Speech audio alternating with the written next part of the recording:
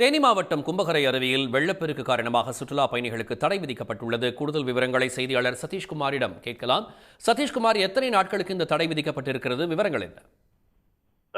அதாவது தமிழகம் முழுவதும் நேற்று முதல் பரவலாக மழை பெய்தது. குறிப்பாக அந்த டிட்வா புயல் காரணமாக கடலோர பகுதியில் அதிக கனமழை பெய்தது. குறிப்பாக தேனி மாவட்டத்தை பொறுத்தவரை நேற்று அதிகாலை முதல் இரவு வரை சாரல் மழையானது தொடர்ந்து பெய்து வந்தது. கிட்டத்தட்ட ஒரு மலை பிரதேசத்தில் இருப்பது போன்ற அந்த சூழ்நிலையும் நிலை வந்தது. தற்போது இந்த கும்பக்கரை அருவி பெரியகுளம் மேற்கு தொடர்ச்சி மலைப்பகுதியில் அமைந்துள்ளது. இந்த மேற்கு தொடர்ச்சி மலைப்பகுதியிலும் கனமழையானது நேற்று காலை முதல் நள்ளிரவு வரை தொடர்ந்து பெய்து வந்த காரணத்தினால் அணைக்கு அருவிக்கு நீர்வரத்து இருக்கக்கூடிய இந்த கொடைக்கானல் மலைப்பகுதி, வட்டக்கானல், வெள்ளக்கவி உள்ளிட்ட பகுதிகளில் அதிகப்படியான தண்ணீர் வந்ததன் காரணமாக கும்பக்கரை அருவிக்கு நீர்வரத்து நேற்று இரவே அதிகரித்தது. இதன் காரணமாக கும்பக்கரை அருவியில் அந்த தடுப்பு கம்பிகள் தாண்டி தண்ணீர் சென்று கொண்டிருக்கிற சூழ்நிலை காரணமாக சுற்றுலா பயணிகள் குளிப்பதற்கு ஆபத்தான சூழ்நிலை இருப்பதை உணர்ந்த வனத்துறையினர் இன்று அதிகாலை முதல் கும்பக்கரை அருவியில் குளிப்பதற்கு வனத்துறையினர் தடை விதித்துள்ளனர். இந்த தடை அருவியில் தண்ணீர் வரத்து சீரான பின்புதான் இந்த தடை உத்தரவு நீக்கப்படும்.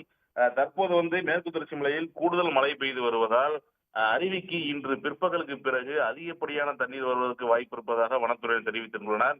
இதன் காரணமாக மேலும் தடை என்று மேலும் 2 நாட்களுக்கு கும்பக்கரை அருவியில் குளிப்பதற்கு தடை காலம் நீட்டிப்பதற்கும் வாய்ப்பு இருப்பதாக வனத்துறையில் தெரிவிக்கின்றனர்.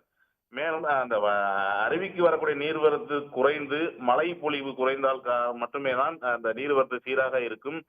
அதற்கு பின்புதான் அந்த கும்பக்கரை அருவியில் குளிப்பதற்கு பொதுமக்கள், சுற்றுலா பயணிகள் வனத்துறை அனுமதிப்பதால் தற்போது இந்த சபரிமலை சீசன் காலம் என்பதால் தினசரியாக ஐயப்ப பக்தர்கள் கும்பக்கரை அருவியில் குளித்துச் செல்வது வழக்கமான ஒன்றாக பார்க்கப்படுகிறது.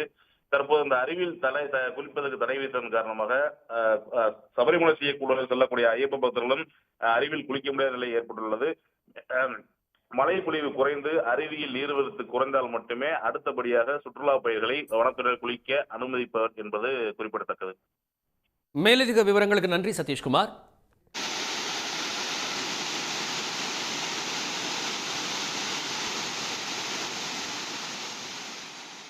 உடனுக்குடன் செய்திகளை தெரிந்து கொள்ள சன் நியூஸ் பெல் ஐகானை கிளிக் பண்ணுங்க.